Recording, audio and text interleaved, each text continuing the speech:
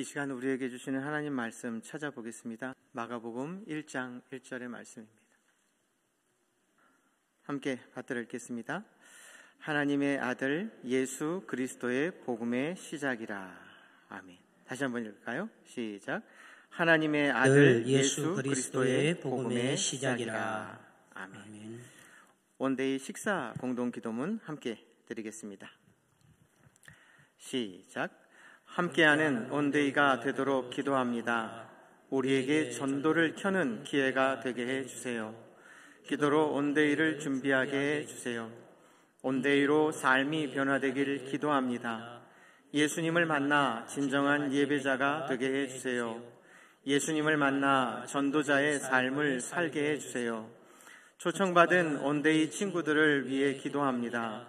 초청받은 친구가 원데이에 꼭 참석하게 해주세요. 초청받은 친구가 예배를 통해 마음이 열리고 예수님을 영접하게 해주세요. 은혜로운 원데이가 되도록 기도합니다. 모든 친구들과 선생님들이 지치지 않고 기도로 무장하게 해주세요. 원데이 기간 중 기쁨과 감사가 넘치게 해주세요. 예수님의 이름으로 기도합니다. 아멘. 새가족 여러분, 저도 새가족입니다. 몇 주 되셨죠? 저는 이번 주로 3주째 됩니다. 제가 후배죠. 오늘은 마가복음 1장 1절 말씀 가지고 마가가 전하는 복음, 마가가 한 사람의, 저와 여러분이 만난 것은 역사와 역사가 만나는 것이죠. 한 사람이 가졌던 제가 살아온 세월에 대한 역사, 그리고 그것을 여러분들이 만나시는 것이고, 마가를 기록한 마가의 역사가 있을 것입니다. 그로 하여금 그렇게 16장의 마가복음을 기록하게 하신 그를 필요로 했던 그것이죠. 그 부분을 한번 이야기해 보려고 합니다. 마가복음을 기록한 마가는 초대교회 사역자였던, 아시겠지만 바나바의 생질 조카입니다. 마가는 적어도 120명이 들어가는 다락방을 소유한 큰 집에 살았던 부유한 인물입니다. 어디 120명 들어가는 다락방 계신 분 계십니까? 없죠? 여러분들보다 아마 부유했다라고 짐작이 됩니다. 마가는 바나바와 바울의 1차 전도 여행에 수행원으로 동참했던 인물이기도 합니다. 그런데 이제 그때 문제가 발생하는데요. 밤빌리아 버가라고 하는 곳에 이르러서 마가가 이 선교 행렬에서 도중 하차해서 예루살렘으로 돌아옵니다. 성경은 이제 그가 왜 돌아왔는지에 대해서 밝히진 않습니다. 그런데 궁금증이 많은 학자들은 고민을 해서 이 사람이 왜 예루살렘으로 도중 하차해서 돌아왔을까를 두 가지로 정리를 했습니다. 하나는 그 아나톨리아 반도 내에 있는 타우루스 산맥이 아주 험악한 산맥이기 때문에 그 선교 여정이, 이 부잣집 아들이, 저는 부잣집 아들처럼 생겼습니까? 가난한 집 아들처럼 생겼습니까? 그래서 그 험악한 여정을 감당하기 어려우니까 지레 겁먹고 돌아왔다라고 생각하는 견해가 있고요. 또 하나는 이 선교를 출발할 때 바나바가 선교의 주도권을 쥐고 있었습니다. 바나바가 먼저 하나님의 사람이었고, 사울은 예수 믿는 자들을 다 이잡듯이 잡아서 죽이겠다라고 뜻을 세웠던 사람이 회심하였고, 그렇게 해서 그의 하나님의 사람됨을 존중했던 바나바가 안디옥 교회의 부교육자로 청빙을 해서 그렇게 한 팀을 이루었습니다. 그래서 1차 전도 여행의 주도권은 바나바가 가지고 있었는데, 어느덧 몇 차례 건너뛰면서 그 지점에 이르러서 이 선교 사역의 주도권이 바울에게 넘어가고, 그 너그럽고 포용력 좋은 바나바는 그냥 그 주도권을 슬쩍 바울에게 넘겨주어서 조카인 마가가 여기서 뭔가가 이렇게 마음이 일으켜서 돌아왔다. 신학자들은 소설도 잘 씁니다. 아무튼 그런데 성경은 그가 돌아온 이유를 밝히지 않아요. 어쨌든 이 일로 두 번째 전도 여행 때에 바나바하고 바울하고 아주 심하게 다툽니다. 바나바, 마가도 데리고 가자. 바울, 데리고 가는 것이 옳지 않다. 그렇게 도중하차에서 돌아온 도중에 포기한 사람을 지금 다시 데려가는 것이 옳지 않다. 그래서 성경은 바나바와 바울이 아주 심하게 싸웠다라고 하는 것을 그냥 액면 그대로 전하고 있습니다. 사실 이 자리에서 다 논할 수는 없지만 그 싸움이 싸움으로 머물지 않고 주의 이끄심, 부르심을 따라 이 선교팀이 한 팀에서 두 팀으로 갈라집니다. 바나바는 마가를 데리고 키프로스로 가고 바울은 실루아노를 데리고 가다가 누구를 만나냐면 디모데를 만나고 또 빌립보에 가서 누가를 만나게 돼서, 그래서 처음에 이렇게 갔다가 이렇게 돌아왔습니다. 두 번째는 이렇게 갔다가 이렇게 돌아오게 됩니다. 그래서 사실 이 자리에서 다 논할 수는 없지만 싸워서, 저와 내가 싸워서 불미스러운, 생각해 보십시오. 교회가 싸워서 분쟁이 일어나서 둘이 나눠졌다라고 하면 우리는 필시 이것은 사단의 무엇이라고 생각하기가 쉽지만, 당시 우리가 그 현장에 있었을 때에 바나바와 바울이 싸웠다라고 한다면 우리는 덜커덕 겁먹고 이게 주의 일에, 하나님 일하시는 일에 이게 무슨 조화 속인가라고 생각할 수 있지만, 하나님의 테두리 안에, 하나님의 일하심 안에 있었던 싸움이었다라고 하는 것을 우리가 유념할 필요가 있습니다. 그랬던 바울입니다. 그랬던 바울이 훗날 로마 감옥에서 디모데를 통해 마가를 부르는데요, 그 지점을 한번 찾아가 보겠습니다. 디모데후서 4장 11절입니다. 디모데후서 4장 11절. 네, 자막 주시네요. 시작. 누가만 나와 함께 있느니라. 네가 올 때에 마가를 데리고 오라. 그가 나의 일에 유익하니라. 예, 잠시 띄워주세요. 네가 올 때에는 네가는 디모데고요. 그래서 마가를 부릅니다. 그런데 그가 누구냐면 마가죠. 그가 나의 일에. 1차 전도여행 때 도중하차했던 마가 2차 때 데리고 가자고 바나바가 이야기를 하니까 이런지하에 거절해버렸습니다. 그 거절이 마가에게는 상처가 됐겠죠. 그런데 훗날 로마 감옥에서 삶의 종착점에 이르렀던 바울이 디모데를 향하여서 마가를 데려오라고 하는 것이죠. 왜 그랬을까? 이렇게 생각하는 사람이 있습니다. 그때 내가 이런지하에 마가를 그렇게 내쳤던 것이 미안해서. 그렇게 볼 수 없는 게요, 지금은 바울의 사역이 기세등등하게 정진하고 있는 상태입니까? 아니면은 쇠퇴한 것처럼 보이는 상태입니까? 지금 바울의 상태가 핍박이나 박해가 강력합니까? 바울이 지금 자유자재로 돌아다니고 있습니까? 지금 바울은 하옥에 갇혀 있는 상태입니다. 상옥, 내옥, 하옥에 갇혀 있는 상태란 말입니다.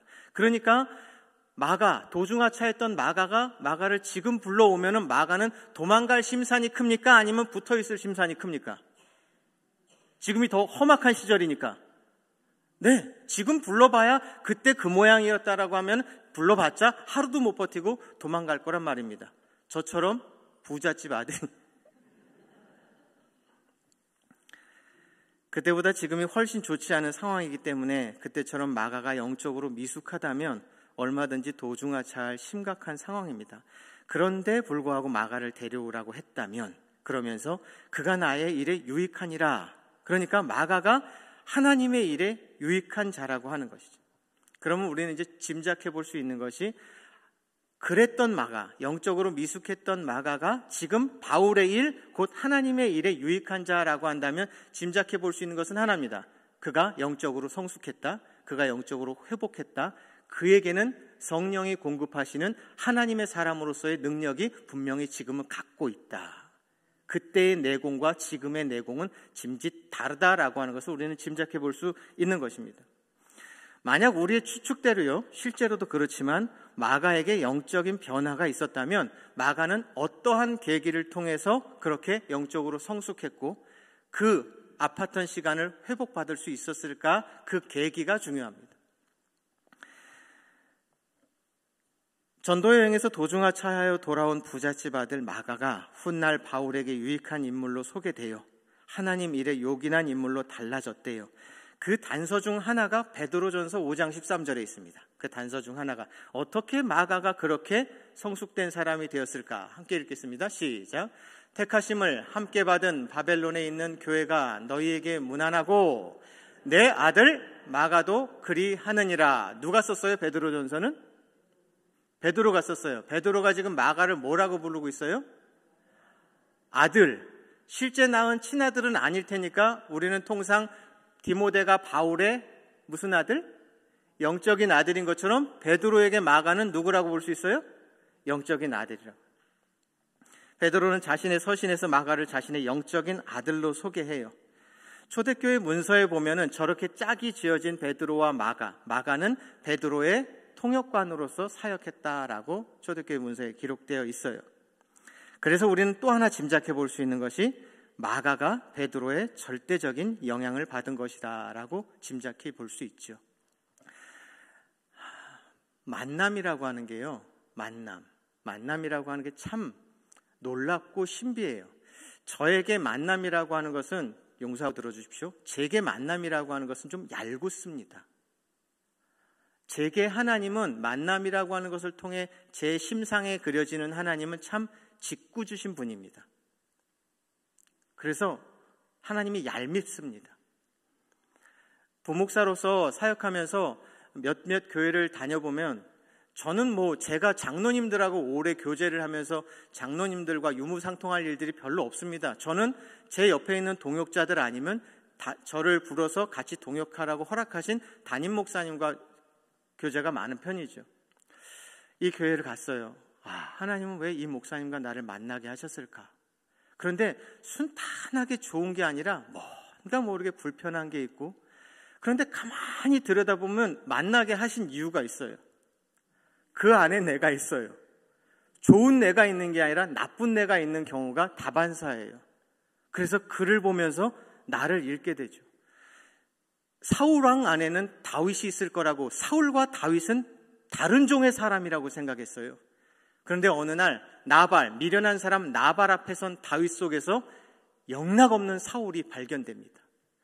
지 마음에 안 드는 것은 그냥 눈앞에서 죽여버리고 싶은 그 사울다움이 다윗 안에 고스란히 들어있었습니다. 그래서 하나님께서는 사울이라는 인물 옆에 다윗을 붙이셔서 대략 한 13년 동안 다윗 안에 있는 사울을 끄집어내십니다. 만남이라고 하는 것이 이렇게 아픕니다. 얄궂고 짓궂고 괴롭습니다. 마가를 왜 베드로한테 붙였을까요? 베드로가 누구인가요? 넘어짐, 배신, 영적인 실패가 무엇인지 예수님과의 사건 속에서 아주 뼛속 깊이 경험했던 사람입니다. 누굴 배신했어요, 베드로가? 예수님.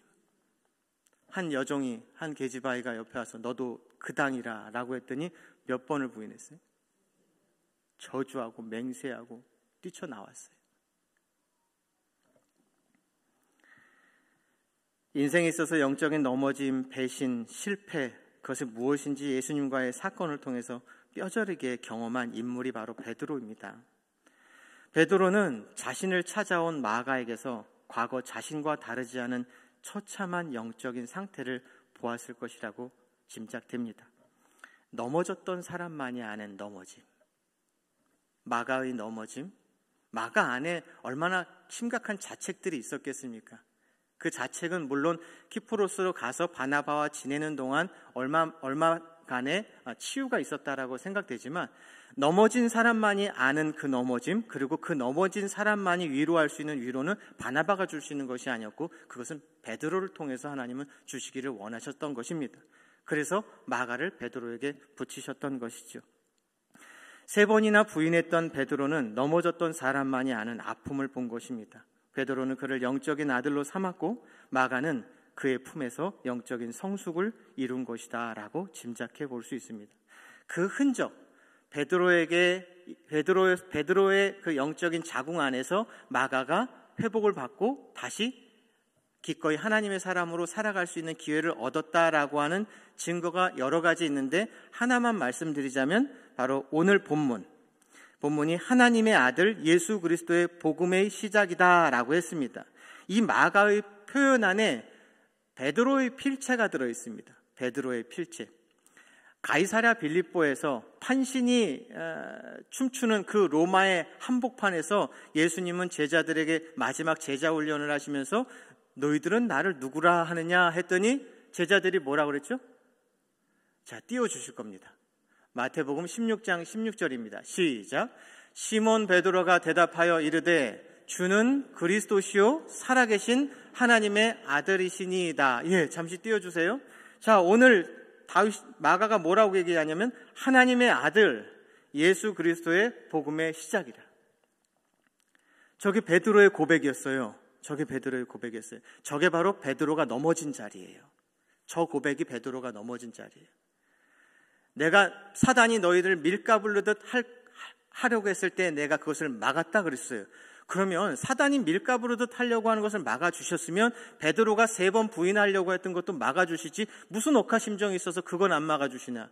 네가 나를 부인하리라 했더니 베드로가 뭐라고 그랬어요? 쌍심지를 키면서 팔을 걷어붙이고 쟤들은 그럴지 모르겠지만 나는 죽을지언정 그러지 않겠습니다 했어요. 맹세했어요. 근데 베드로 어떻게 했다고요? 몇 번 부인했다고요? 3번. 그래서 뛰쳐나가면서 베드로 뭐 했어요? 펑펑 울었어요. 왜 울었을까요? 맞추시면 상품 드릴게요. 왜 울었냐면 따라합시다. 자기가 알던 자기가 아니어서. 지는 지가 그 맹세를 지킬 수 있는 실력이 있을 거라고 생각한 겁니다. 베드로는. 근데 그 현장에 가서 보니까 자기가 한 맹세를 지킬 수 없다라고 하는 것을 자기가 그 현장에서 확인을 한 겁니다. 신자는 항상 자기와 직면하는 사람입니다. 신자는 무수히 평생을 살아가며 나는 나를 이런 사람으로 알고 있었는데 도시당체 나는 이런 사람하고는 거리가 멀다라고 하는 자기 절망, 셀프 디나이, 자기 죽음, 자기 부정, 자기 깨어짐을 매일 경험하는 게 신자입니다. 베드로는 그 현장에서 나는 내가 이런 사람인 줄 알고 있었는데 내가 알던 내가 아니었다라고 하는 것을 고백하면서 펑펑 웁니다. 펑펑. 하나님 짓궂으시죠. 그렇게 펑펑 울고 예수님 사후에 저 바닷가로 가서 그물질을 하고 있었던 베드로에게 찾아오셔갖고는 조반을 먹이시면서 묻지요. 요한의 아들 시몬아 몇 번 물으시죠? 3번 부인했다고 3번 물으셔요. 베드로 마음 안에는 그런 마음이 있었죠. 참 예수님 당신도 짓궂으십니다. 제 맘 뻔히 알고 제 실력 뻔히 아시면서 무슨 답을 듣고 싶으셔서 물으십니까? 라고 하니까 그제서야 베드로는 양떼들에 대해서 자기를 직면한 겁니다. 목사로서 승승장구 뭔가를 할 수 있을 것처럼 바라마리아 했던 베드로가 거기서 제대로 깨어지고 나서 자기가 앞으로 목회자로 살게 한다 하더라도 자기가 양떼들 앞에서 성도들 앞에서 자기가 해봤자 별 볼 일 없는 것을 할 수밖에 없는 그런 연약한 자라고 하는 것을 베드로는 알게 된 거예요. 자기를 제대로 직면하게 된 겁니다. 그제서야 예수님께서 목양을 허락하십니다. 내 양을 치고 먹이다. 베드로가 넘어진 자리, 주는 그리스도시요 살아계신 하나님의 아들이니이다. 그 자리에 넘어졌는데 그 자리에서 하나님께서 베드로를 일으키셨고 그 일으킴을 받았던 베드로는 동일한 넘어짐을 경험했던 마가에게 자기가 넘어졌던 지점을 가르쳐주면서 내가 살아가야 될 일어섬의 지점이 뭐예요? 하나님의 아들 예수 그리스도의 복음의 시작. 그 복음이 내 안에서 작동하니까 그 복음이 내 썩어 온드러질 영혼 안에서 작동하니까 내가 하나님의 사람으로 살기를 시작했다라고 했던 거죠. 복음이 내 안에 들어와서 나를 그렇게 살게 시작했다. 이 예수를 증거하고 싶었던 것입니다. 우리는 여기서 복음이 갖는 용서와 화해와 사랑의 능력을 확인하게 됩니다. 도중하지 했던 마가였지만 지독한 실패를 극복해낸 베드로와의 만남을 통해서 그는 유익한 사람으로 태어난 것입니다. 그래서요, 우리는 서로를 보면서 따라합시다. 신적인 아량이 필요합니다. 무엇이냐면 20년을 믿었는데 왜 저 모양 저 꼴이야 라고 바로 삿대질하기 이전에 신적인 아량은 하나님이 그래도 다 그 하나님의 계획과 열심 안에서 저희도 사람 만들어 가시겠지라고 하는 하나님을 믿는 구석 때문에 내가 쉬이 그를 단정짓지 않고 기다려볼 마음을 갖게 되는 것입니다. 섣부르게 막 하지 마시고 저걸 하나님께서 그 하나님의 열심과 사랑 안에서 하나님의 사람 만들어 가시겠지라고 하는 것 때문에 속이 우라통이 터지는에도 불구하고 이를 악물고 참아내는 것을 저는 신적인 아량이라고 생각을 합니다. 이 마가복음이 쓰여지게 된 배경도 이 이야기와 일맥이 통합니다. 마가복음이 쓰여질 당시의 왕은 네로였습니다.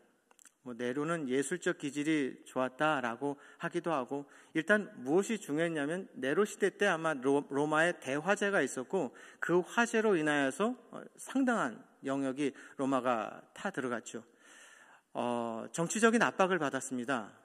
왕의 치세가 이러니까 나라가 이렇게 재난을 당하는 것이 아니냐라고 해서 네로가 이제 고민하던 건데 내놓은 카드는 그리스도인들, 유대인들은 이제 많이 나가게 됐지만 그리스도인들, 그 그리스도인들을 이 화재의 주동자로 밀어붙여서 그때 당시에 그리스도인들을 박해를 하게 됐죠. 꼬챙이에 꽂아서, 사람의 몸을 꼬챙이에 꽂아서 길거리에 가로등으로 쓰고 불 펴서, 인간의 기름이 있지 않습니까? 그래서 그것으로 밤길을, 그러다 보니까 담임 목사님 설교 때도 들으셨지만 그때 당시에는 뭔가를 매매 상업을 하게 하려면 길드라고 하는 상업조합이 있었는데 들어가질 못하죠. 영업의 허락을 받아낼 수 없는 거예요. 그러니까 생활의 위험이 아니라, 생계 정도의 위험이 아니라 생존의 위험이 있는 겁니다.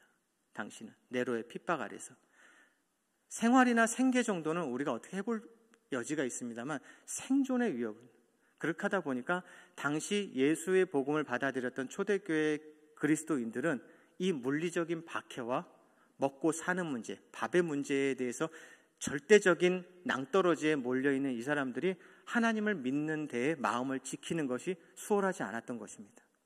그러니까 슬슬 막 이르고 나왔던 신자들이었지만 어느샌가 다 꽁무니를 빼고 슬금슬금 자기가 예수인이라고 하는 것을 내비칠 수 없는 명함을 찢어버리고 나의 기록들을, 흔적들을 남기지 않는, 그렇게 해서 믿는다라고 하는데 옆에 믿는 사람에게 내가 뭔가 면이 안 서는 거예요. 믿는다라고 하는 자가. 그러니까 이 어깨가 축 늘어졌던 거죠. 난 이 신자인가 아닌가라고 하는 자기 절망, 자기 자책 속에서 뭔가 하나가 막 그 무리들을 돌아다니고 있었던 소책자 하나가 있었는데 그게 바로 마가복음입니다.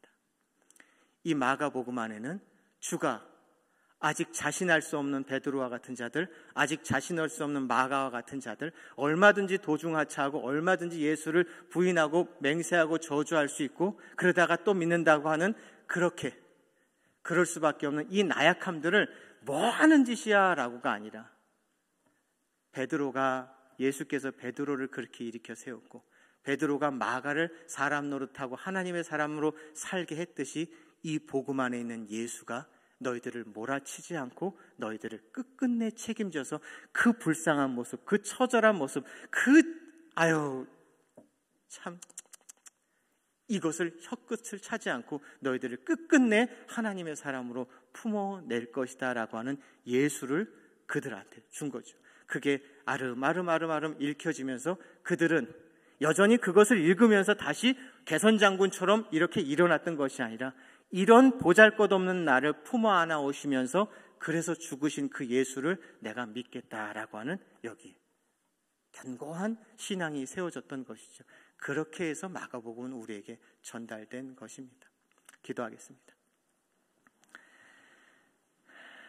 우리의 실패와 넘어짐 속에 찾아와 우리를 고치시고 회복시키시는 자비하신 하나님, 우리를 향한 주님의 일하심의 흔적을 우리 생애 가운데 나타나고 드러내며 살기 원하오니 성령님, 우리의 동행이 되어 주시옵소서. 예수님의 이름으로 기도 올립니다.